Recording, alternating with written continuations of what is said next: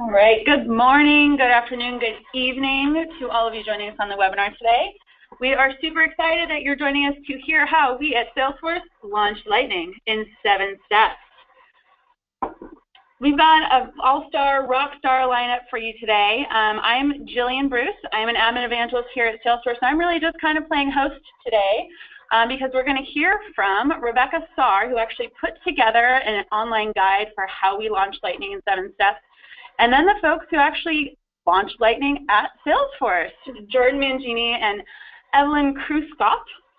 They are actually on the Salesforce IT teams that actually made this change, helped us make this change at Salesforce. So we're going to hear from them about some real stories here. All right, as we do for every Salesforce presentation, this is our forward-looking statement, reminding you to only make purchasing decisions based on currently available features and functionality. Won't be a problem today because we're just talking about Lightning, which is available to all. So, as we do for every webinar, again, we like to remind you to connect with us socially. We have Twitter handles, we've got success community groups that we're going to talk about, but you can find us on Facebook, you can find us on LinkedIn and YouTube. YouTube is where you're going to be able to find the recording of this webinar because guess what? Yes, the #1 question we get is this webinar being recorded? Yes, this webinar is being recorded, and you will all be able to access it. It will be posted on our reg page for this event, as well as available on our YouTube channel. So don't worry, you'll be able to get it. And especially for this webinar, we have an amazing guide that I mentioned Rebecca Saar put together about how Salesforce launched Lightning in 7 steps. You can get that right now by going to that link, and it's all over our admin.salesforce.com website as well. So easy to find, and it's a great tool to help you figure out what maybe your approach should be to rolling out Lightning at your company. All right, so I am now going to kick it off and introduce the one and only Rebecca Saar, who put together this amazing guide to kick off this webinar content. Hi everyone, thanks Jillian, so excited to be here to share our experience rolling out Lightning in 7 steps, no less. That includes communication, analysis, early adopters, executive participation, transparency, flexibility, and feedback. So how this will go is I'll do a quick introduction about the step and what it was about, and then Jordan and Evelyn are going to give us insights and tips about how they did it in their experience. But before we get into that, you know, we have admins administering orgs of all different sizes here on this call, but I doubt many of them have had the org that has that complexity or an amount of users that you two had to deal with to move everyone over to Lightning. So I was wondering if you could share a little bit about kind of what this rollout looks like on a high level. Sure thing. Hey everyone, Jordan Mangini, Salesforce admin. I would say we hit our anniversary almost 2 years ago when we got the thing started. It's June 2015 when we sort of set things underway, and want to say that we were a little bit lower in employee population, maybe about 25,000 people or so. Oh, definitely over 20,000. Users in our primary instance. Wow. 62. That's a lot. And total profile count was somewhere to the tune of 250. That was a raw total. Like the human user profiles was closer to about 100, but that was still very daunting. It definitely give the impression of analysis paralysis. That is mind-boggling for an admin that administers an org of 6 people on our team. All right, thank you for that overview. So now everyone can kind of see, the extent of our rollout of Lightning. So we'll move on to the very first step, which is communication. And that is no coincidence that it is the first one because it is probably one of the most important things to get right. This is the foundation of kind of your rollout, and every other step will kind of build on you having effective communication. So at Salesforce, we communicated about the plan, its objective, the timeline, all of this months in advance. So there was no surprises at rollout. And everyone was aware and comfortable with it. The 2 channels we use And every company has different channels that are effective for them. But for us, it was a Lightning chatter group that we created and email updates. So the chatter group was great because not only could we post updates and links to resources, we could also have a two-way communication with users and all of that be in real time. Email updates are also always very important because that's one way you can ensure everyone is getting that update right in their inbox. No one's left out. It's unavoidable in a way. So that's why we had both of those. Jordan, tips? Yeah, the tips, I mean, communication is something that definitely takes that polished skill that you never really think you can have all your bases covered. Definitely earning the badge in Trailhead would be your best first step if you're feeling trepidatious about how to go forward. Many of our internal features often get communicated externally at the same time as they get communicated internally. We had it a little bit different in Lightning, and thankfully we had enough time to sort of work with communication and enablement teams to set the stage for what our plan was and ensure that, you know, if you think of an idea, you're definitely going to want to quell any concerns or questions by ensuring that you have your communication medium out there first, almost. Great. Now we'll move on to the next step, which is analysis. Understanding the complexity of your org and being familiar with the types of users you have is really, again, foundational to your rollout plan. This is particularly helpful in terms of prioritizing users that you want to move over first. At Salesforce, we looked at the whole population of users and looked at the specific features they were using and also the level of Salesforce usage or activity. And that way we could bucket users into 3 different buckets: light, intermediate, and heavy. And users that are only on chatter or only checking certain records but never really editing anything could be considered light users and thus could be moved on earlier because they needed less customization to be able to use Lightning, versus heavy users that may use complex apps or do complex things on a daily basis. And those were kind of pushed towards the end of the rollout where we made sure we had time to make it ready for them. For analysis. Yeah, I'd say, you know, as I hinted at before, analysis paralysis is one of those phrases that often have people left in shock when it's a new feature to be considered. When it comes to something like Lightning, best suited for sales and distribution, so you can sort of focus in on that populace to start, which is something to the tune of what we did 2 years ago.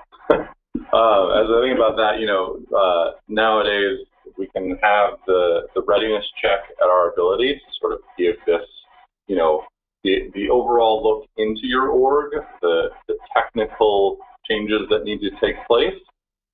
But I would say, you know, it starts at one step, that you just start documenting the path and the usage of first sales, then work into, say, business development, marketing, you know, your lead generation. You can start dabbling, but really you want to save some of your sanity by chipping away at one functional persona and move from there. Great. All right, moving on to our next step, which is early adopters. So early adopters are essentially an admin's best friend, right? They are your super users. They're passionate about Salesforce and thus also passionate about moving to Lightning. They will be, you know, your key to driving adoption, especially if you're a solo admin or a small admin team. You know, use your early adopters as experts and ambassadors of Lightning. And so at Salesforce, we selected a small, diverse group of users to be our early adopters because we really wanted to make sure we had perspectives from all types of users. So we looked at the different profiles, cross-functional roles, and of course, making sure we had users from the 3 buckets we had analyzed earlier.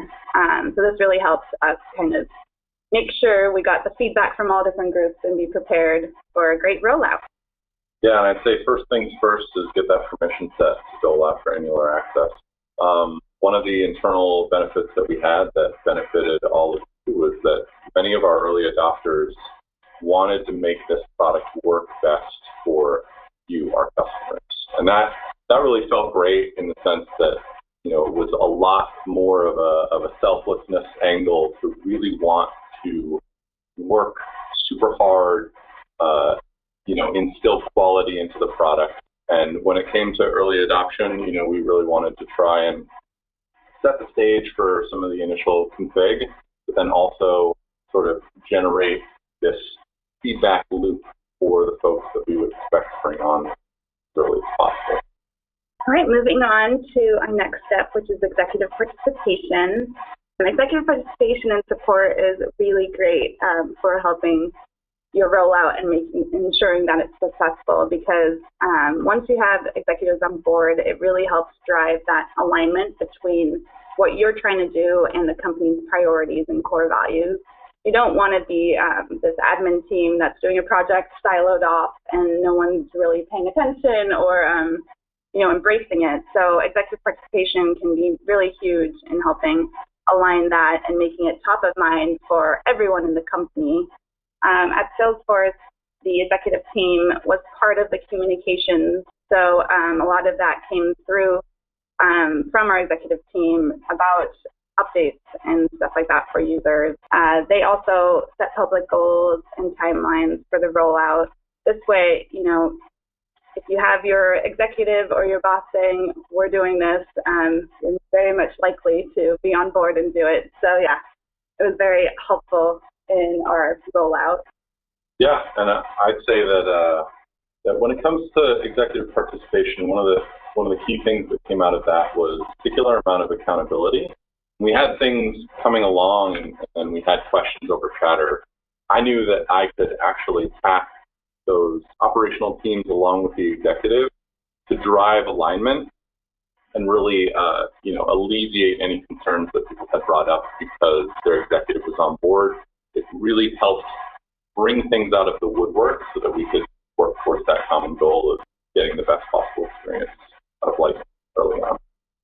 And definitely check out the H&T doc that gives the product gap comparison, because almost immediately when we did this executive participation, we were coaching ourselves on what things did not work at the time in Lightning, and then when we can expect them to start working, or how to change or consider changing workflows as a result of the roadmap getting to Lightning. Great. Moving on, and the next step is transparency, and I would say this is less a step as something you should apply throughout your rollout. Being transparent about the changes that are coming is super important because it really helps kind of mitigate anxiety or fear about change happening. If people know what that change looks like, when it's happening, what it means for them, changes to their process, to their current workflows, where to find the everyday features that they use. The more transparent you are about that, I think the less anxiety there is about the change coming or happening soon.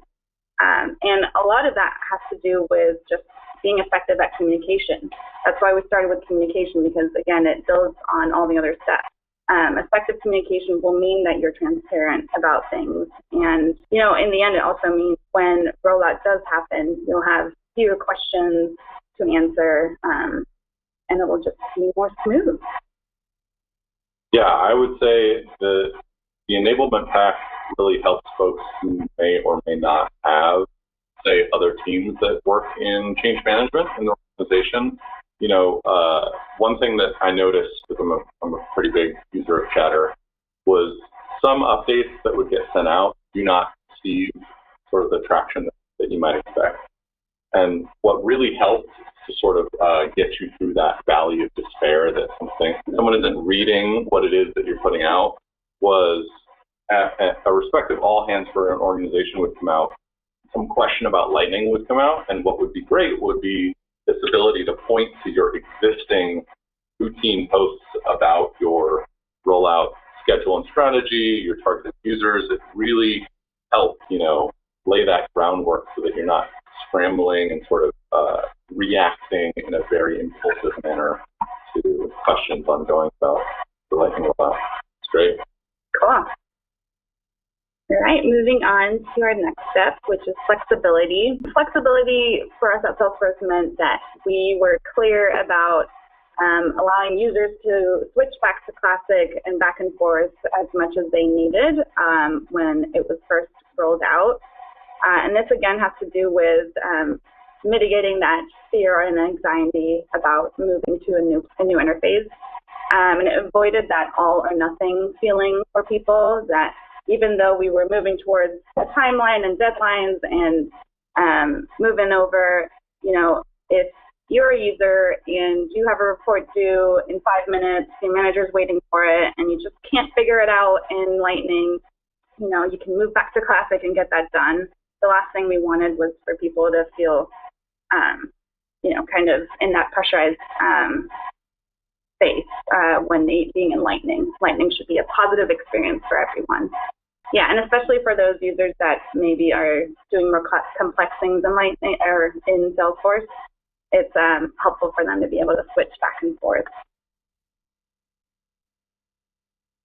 Yeah, so in terms of flexibility, it really helps to have those early adopter peers lead by example in showing, their fellow users how to toggle between interfaces. I mean, it's one thing to have, an admin who knows a lot about Salesforce, tell you how to switch back and forth, but it's, a completely different thing to have a peer show you how to do it. So that just kind of makes the prospect of trying out the new interface a little less daunting, a little less intimidating for users, and ensures that their productivity isn't adversely impacted when they come across apps that might not be ready for Lightning experience yet.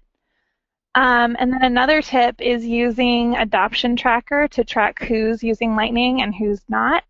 You can even break that information down by profile, which gives you more insight into which user groups are having a bit more difficulty with adoption, and then that in turn gives you the opportunity to follow up with those groups to see what those pain points are and work with them to improve their experience. Thanks, everyone. All right, so moving on to our last step, which is feedback. Feedback at Salesforce, is very important. It's part of our DNA. We do feedback at events. We do feedback through our product. And it was no different with our move to Lightning. And I would say that chatter group that we created in the beginning for communication purposes mainly was also really, really great for kind of helping people provide feedback. So users could post questions or, different kinds of feedback that they had right in the chatter group. And this way, the chatter group was in real time and a permanent thing. It was not a survey that was sent at one point in time. And so it really kind of enabled, again, that two-way communication between our admins and the users, and it helps make it really an iterative process, right? The rollout to Lightning continues and improves on a daily basis. So another important thing I think that we did was the team assigned a Lightning expert to be in the group and answering questions at all times. This ensured that there was a lot of engagement in that group and users felt like they were getting their questions answered and being heard when they were providing feedback. Evelyn, any tips for generating feedback? Yeah, so making sure that the Lightning rollout chatter group is actively managed is really critical to the overall success of the rollout, and just making users feel comfortable trying out this new interface. Initially, quite a bit of effort was involved in monitoring our internal chatter group for this rollout and making sure everyone's questions were answered and that their concerns were addressed. But eventually the group took on a life of its own and users were able to answer each other's questions and self-service, so it became less of a burden on myself and the other admins and teams that were monitoring the group once those early adopters really got active. But then if early adopters are a little hesitant to get involved in the group, it can help to provide incentives. For instance, when our Lightning Chatter group was just getting started, our comms team held raffles for things like swag and gift cards to just give that little extra incentive to users to start providing that valuable feedback. But then once things got going and the group got livelier, the rewards got a little bit more intrinsic and people were motivated to participate simply by seeing that we were actively taking their feedback into consideration and using it to make these concrete changes that improved their experience in Lightning in our org. Awesome. I love sweepstakes and prizes. All right, so those were our 7 steps, and now it's your turn to develop your own path to Lightning experience. Some resources as you develop that. Of course, always there's Trailhead. There's lots of great information on Trailhead. Go there for Lightning learning. Also on the admin website, we now have a Lightning resource page that kind of lists all those great Lightning resources that we put out throughout the year, all in one place, so you don't have to go searching for them. And then lastly, the Lightning Now group in the Success community, also a really great place to go to get connected with other awesome admins that are moving to Lightning, and also have great conversations with us at Salesforce. We're always here to help, and we want to help you on your journey to Lightning. And now I'll pass it off to Jillian to wrap up. Sure. So first of all, thank you everyone for joining us today. We do have time for a couple questions. I'm going to take advantage of the time and ask some questions that we've got in from the Success community and otherwise about what we've been talking about our rollout of Lightning at Salesforce. So the first question, and I'll direct this to you, Evelyn. What was the biggest challenge about rolling out Lightning at Salesforce? Yeah, so the biggest challenge that I encountered during this rollout was just knowing when to wait for something to become a core feature versus when to implement, a workaround or customization to address that gap. I mean, the product is evolving so rapidly, and even though we work at Salesforce, we don't always know exactly, what's on the roadmap for Lightning and what's not, or what the timing is going to be like. So that can be a major challenge.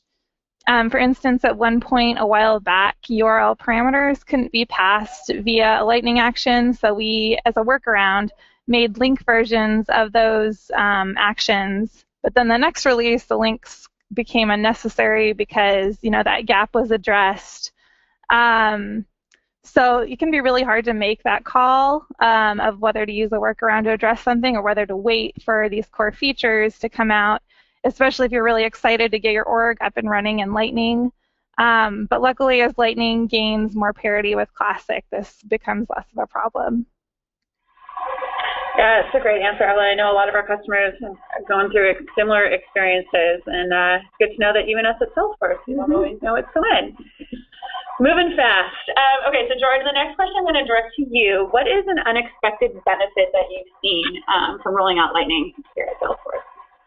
I would say the biggest one, and to give some context, I had worked on a project previous to this to address some technical debt, and I would say that the unexpected benefit of Lightning was this shiny new feature came with it, sort of this incentive to kind of drive a conversation of what stuff you can clean up.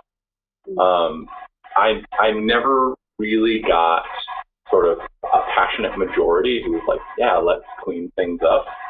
But when you show sort of the Lightning hero card for opportunities, and then you see that, sales stages, like if you have more than like 8, it looks awful.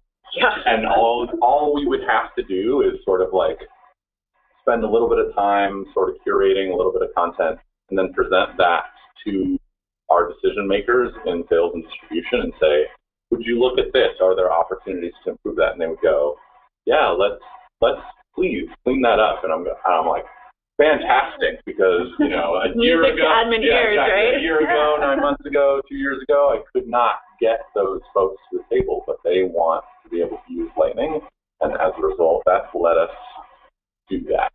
That's awesome.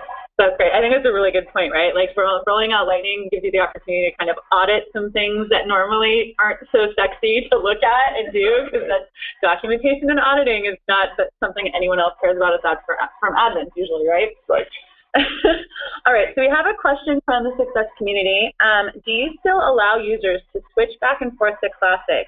And how long did you allow them to do this? Evelyn, do you want to take that one?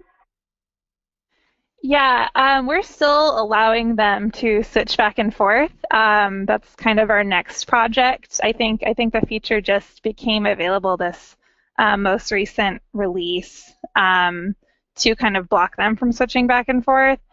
We haven't taken advantage of that yet in our org, but that's our next project for our internal admin team.